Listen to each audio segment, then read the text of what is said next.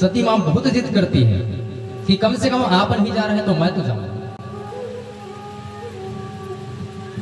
और बार बार कहने पर मां सती को शिव कहते हैं कि जाइए आप, लेकिन 2 पार्षदों को ले जाइए, नंद इत्यादि गणों को ले जाइए। उनको पता है कि आज उनकी जो सती है वो सती वापस नहीं आने वाली।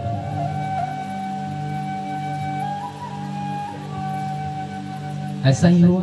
मां सती 2 अपने गणों को लेकर अपने पिताजी के उस यज्ञ की तरफ आगे बढ़ी, और जैसे ही आगे बढ़ी तो देखती है कि सबका विमान बाहर में है।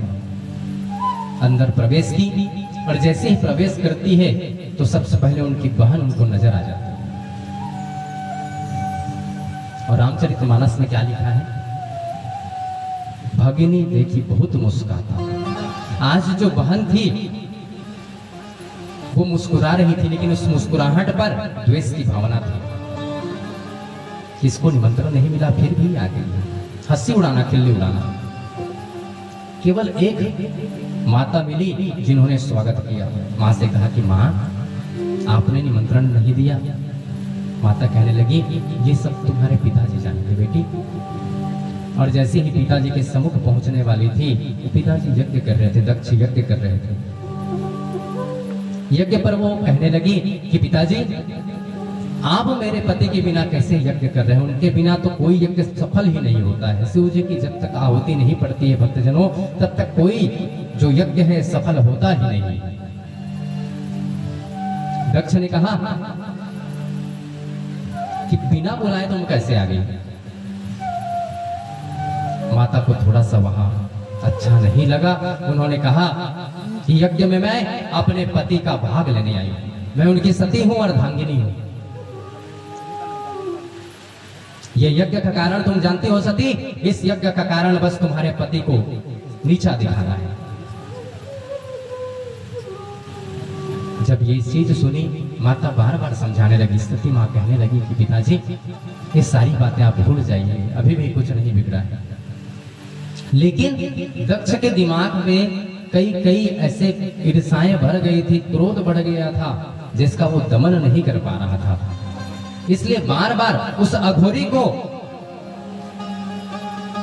उस सर्प की माला पहने हुए प्राणी को, जिसने आज तक कभी नहाया ही नहीं, ऐसे इंसान को मैं अपने यज्ञ में बिल्कुल नहीं बुलाऊंगा। और सती मां जोर जोर से चिल्लाने लगी कि पिताजी बस करिए, मैं अपने पति के बारे में इतना नहीं सुन सकती हूँ। देखिए, एक पति और पिता के लिए अपना पत्नी का धर्म क्या होता है। अपने पिता को मान रखने के लिए अपने पति से लड़कर जिस पिता के पास वो पहुंची है, और अपने पिताजी के मुख से अपने पति के लिए कुछ सुन रही है, तो धर्म पत्नी का कर्तव्य क्या है कि अपने पिताजी को भी वो रोक दे कि आप ऐसा नहीं बोल सकते हैं मेरे पति के बारे में। और जो पत्नी है उसका धर्म ही यही होता है कि पति की सर्वोच्च उनकी बातों को अमल करना। यदि वो मार्ग भटक जाएं तो उनको सही मार्ग में लाना। ये धर्म पत्नी का और नारियों का, माताओं का कर्तव्य है। आपका बहुत बहुत कर्तव्य बनता है। माताओं को इस जगत की शक्ति कहा गया है। जब तक माताएं इस जगत में नहीं है, तब तक हमें कोई चीज की प्राप्ति नहीं होती।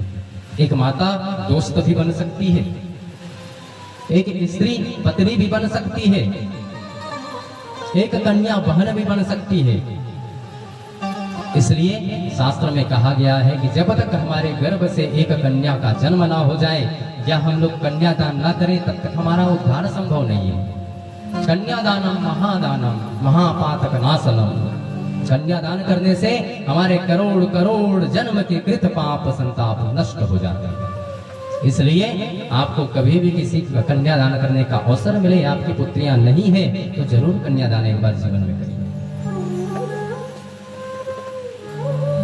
माताओं का कर्तव्य देखिए, सुबह से उठना, सुबह से उठकर सबके लिए नाश्ता दुनियादारी बनाना, अपना स्नान इत्यादि, अपने पति के लिए सुंदर कपड़े इत्यादि निकालना, भोजन बनाना, बच्चों को पढ़ाना लिखाना, सुबह से शाम तक उनकी ड्यूटी चलती रहती है। और हम केवल 3 घंटा में यहाँ आकर बैठ जाता हूँ कि 3 से 6 बजे तक मैं आपको प्रवचन सुना रहा हूँ कि आप बैठ जाते हैं। तो इतने भी में हमें ऐसा लगता है कि हमने बहुत बड़ी चीज कर दी। लेकिन माताओं के बारे में सोचिए, जिनकी जो नौकरी है हमारे घर में, वो सुबह से शाम तक नहीं बल्कि रात तक चल रही है, जब तक बर्तन न धुल जाए। इसलिए ऐसी माताओं को मैं श्रद्धा युक्त अपना नमन करता हूँ कि ऐसी माताएं हैं जिनका हृदय साक्षात भगवान मैं मानता हूँ उसका हृदय को। मां सती बिल्कुल नहीं सुन सकी, पिताजी बस बंद करिए और मैं कुछ नहीं सुन सकती हूँ। लेकिन बार बार वो कहते रहते, वो घोरी, वो भंडारी, वो शमशान घाट में निवास करने वाला। जैसे ही ये शब्द सुनी तो सुनने के बाद में योगाग्नि प्रकट करके मां सती वहीं पर अपना प्राण त्याग कर देती है। बोलिए वृंदावन बिहारी लाल की जय हो। क्योंकि इसकी वजह भी है, क्योंकि उन्होंने पता था कि जिस पति से मैं पूछकर आई हूं उन्होंने मुझे मना किया, और मना करने पर भी मैं आ गई, और यहाँ से किस मुंह को लेकर फिर से जाऊंगी। इसलिए अपने आप का वहां नाश कर लिया। जैसे ये चीज देखे, नंदी सब घबरा गए जो आए थे, और घबरा कर सबको यज्ञ को विध्वंस करना चाहा। लेकिन वहां जो ऋषिगण थे सबने कमंडल का जल निकाला और सबको बाहर कर दिया। अब नंदीगण दौड़ते दौड़ते आए और कहा कि शिव जी बैठे हैं तपस्या में। शिव जी अपने ध्यान अवस्था में कहने लगे कि बाबा। शिव जी हड़बड़ाकर उठे, हुआ क्या नंदी, क्या हुआ? तब नंदी जी कहने लगी कि माँ बोल, आगे बोल। माँ योगनाग्नि में अपने आप को भस्म कर ली। और जैसे ही ये बात शिव जी सुनते हैं, खड़े हो गए और खड़े होकर अपना जटा निकाला और एक जटा को जोर से जमीन पर पटका। और जैसे ही पटकते हैं भक्तजनों, वहां वीरभद्र का प्रादुर्भाव होता है जो साक्षात शिव के स्वरूप है। और तेज वेग में वो यज्ञ के उस मंडल की तरफ ढूंढने लगा, दौड़ने लगा जोर से। जहां जहां से गुजरता वहां वहां की समस्त पृथ्वियां फट जाती। और जैसे ही यज्ञ के द्वार पर पहुंचा तो यज्ञ को विध्वंस करते हुए सीधा दक्ष के गले को पकड़कर उनके सिर को काट देता है। कई प्रकार के शोक, कई प्रकार के श्राप वहां दिए जाते हैं। नंदी ब्राह्मणों को श्राप देते हैं, ब्राह्मण नंदी को श्राप देते हैं। इस तरह से श्राप ही श्राप। और इस बीच में शिव जी पहुंचे। अब सोचिए, जिसकी पत्नी, जिससे वो इतना प्रेम करते थे, आज उनकी पत्नी। शिव जी उठे और उठकर सीधा दक्ष के उस यज्ञ के पास पहुंचे, समीप पहुंचे। तो वहां यहाँ क्या देखते हैं कि उनकी प्यारी सती का शव पड़ा हुआ है, जल रहा है। योगाग्नि में वो जल ही रहा था, बंद नहीं हुआ था।